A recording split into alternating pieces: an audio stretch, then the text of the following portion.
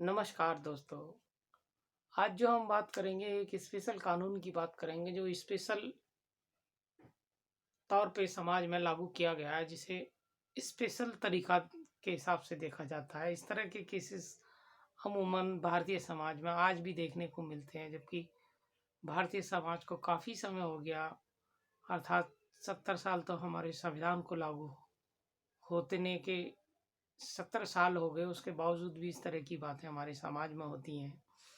अच्छा, हम इस कानून का नाम है अनुसूचित जाति अनुसूचित जनजाति अधिनियम 1989, 89, ठीक है ना।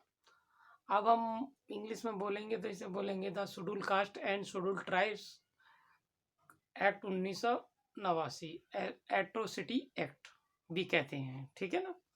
एट्रोसिटी एक्ट भी कहते हैं इसे शॉर्ट्स में, ठीक है ना।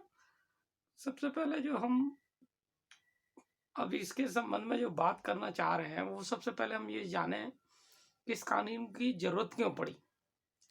भारतीय समाज में schedule caste and schedule tribes लोगों से कुछ लोग छुआछात, या ये कह सकते हैं आप, उन्हें अपने साथ खाना, उनके साथ बैठना या अन्य समाज में समानता देने के पक्ष में नहीं थे, जिस कारण से भारतीय समाज में इस तरह की असमानताएं थीं और वो आज भी विद्यमान है, जिनको लेके बड़ी इस समाज के लोगों में बेचैनी और परेशानियां रहती थीं, और कहीं भी इन्हें अपमानित और जलील किया जाता था, जिस कारण से जो भारत के नेता थे, या आप समझ सकते हैं भारतीय संविधान से जो चुन के जाते हैं संविधान के अनुसार पार्लियामेंट में, उन्होंने ये महसूस किया कि इन समाज के लोगों को बचाने के लिए इस तरह के कानून की अति आवश्यकता है।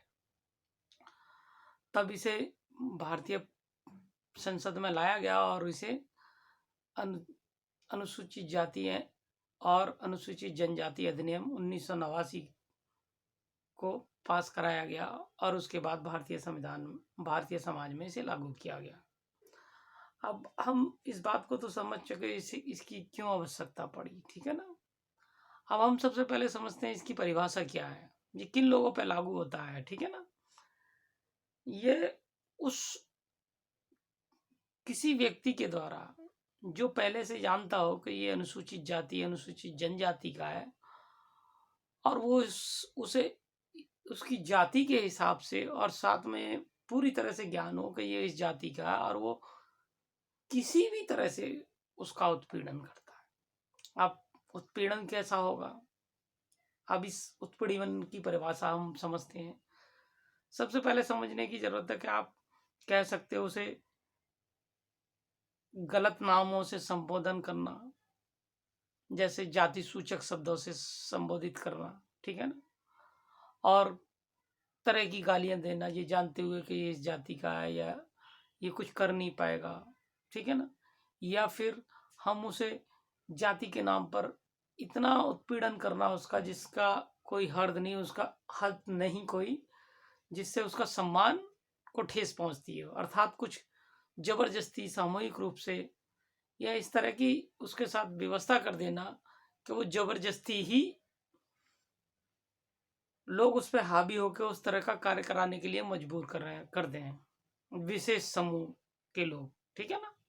यह जो वो उस जाति से संबंध नहीं रखता, केवल इसलिए क्योंकि वो इस जाति से है, इसलिए उसे इस तरह का उत्पीड़न सहने के लिए मजबूर करना, जिसमें किसी तरह का हो सकता है थूक चटाना, उल्टी करके चटाना, गंदे पानी को पिलवाना, किसी गलत कार्य के लिए जबरदस्ती, जिसमें बदबू आती है, जबरदस्ती उस पर कार्य कराना, ठीक है ना, ये सब आता है।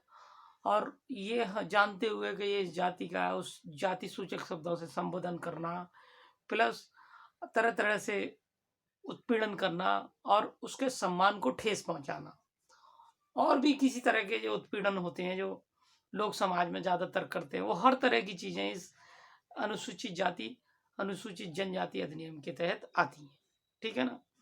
इसकी परिभाषा के अंतर्गत ये सब आता है सेक्शन 2 में। फर्स्ट में ये होता है कि भाई इसका नाम रखा गया है अनुसूचित जाति अनुसूचित जनजाति अधिनियम 1889, ठीक है ना।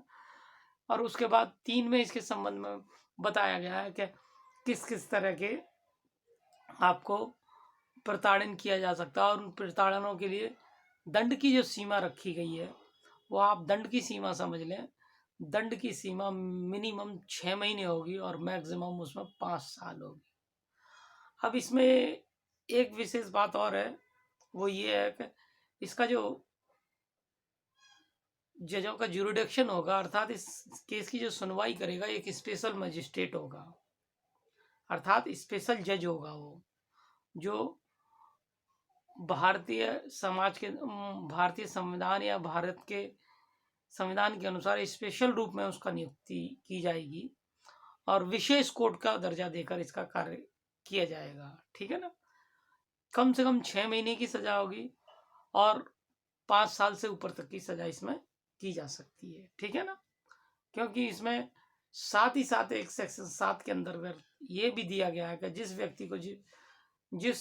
व्यक्ति को जितनी उत्पीड़न किया गया, जिस मात्रा में किया गया, जितना उसका नुकसान हुआ है, तो कोर्ट ये काम भी कर सकती है कि उस व्यक्ति की संपत्ति को अटैच कर ले, और अटैच करने के साथ साथ कोर्ट को जितना फाइन लगता है उचित है, जो एक सिविल ज्यूरिडिक्शन कोर्ट की पावर होती है, वो सब करने की पावर स्पेशल कोर्ट को इस एक्ट के अंतर्गत दी गई है। जिसमें कोई फाइन करेगा और उसे लगता है कि जो पीड़ित व्यक्ति है या पीड़िता है, जो भी कोई इस घटना में पीड़ित है, जिसने शिकायत कराई है, और अक्यूज की सारी संपत्ति को जब्त कर सकता है सेक्शन 7 के अंतर्गत। और सेक्शन 7 के अंतर्गत जब कोर्ट उसकी संपत्ति को नीलाम करके जब्त कर लेगी कि और जितना उसे जरूरत है फाइन लगाया, वो फाइन उससे ही वसूला जाएगा और वो फाइन फिर अक्यूज की दिया जाएगा। ठीक है ना। इसमें इतने कड़े प्रावधान इसलिए बनाए गए हैं क्योंकि उपयुक्त मामलों में समाज में इस तरह की बहुत ही ज़्यादा मानसिक विकृति के लोग उत्पन्न है, जिनकी मानसिक विकृति को ठीक करने के लिए इस तरह के कानून भारतीय समाज में बनाए गए हैं, लेकिन वो आज भी इस तरह की मानसिकता से दूर नहीं हुए हैं। इसी तरह इसमें एक प्रोविज़न और भी किया गया है, सेक्शन 18 और 19, जिसमें भारतीय दंड संहिता की 19 के अंतर्गत धारा 350 और धारा 338 जो बेल के लिए है, एंटीसिपेटरी बेल के लिए है, वो इसके अंतर्गत मूव नहीं की जा सकती, अर्थात जा नहीं सकता कोई व्यक्ति। ठीक है ना। इसलिए इस स्पेशल विशेष अधिनियम के अधीन किसी व्यक्ति को बेल, एंटीसिपेटरी बेल मिलने का भी अधिकार नहीं है। जैसे ही कोई मुकदमा दर्ज होता है वैसे ही उसे आदमी को जेल भेज दिया जाता है। ठीक है ना। ये स्पेशल एक्ट इसीलिए बनाया गया था कि जिससे कि भारतीय समाज को समानता के अधिकार, भारतीय संविधान के आर्टिकल 314 के अधीन सभी को समान रूप से देखा जाए। और भारतीय समाज में इस तरह की परंपरा अभी तक डेवलप नहीं हो पाई है, जिस कारण से इस तरह के एक्ट बनाने की अभी तक जरूरत पड़ी है। ठीक है ना। ठीक है, अब आगे बात करते हैं। अगले सेक्शन में हम लोग बात करेंगे, आजकल हम जो बात कर रहे हैं वो स्पेशल एक्ट्स की ही बात करेंगे कुछ वीडियोस में, फिर हम आगे देखेंगे एक नए अध्ययन के हिसाब से आगे चलेंगे। नमस्कार।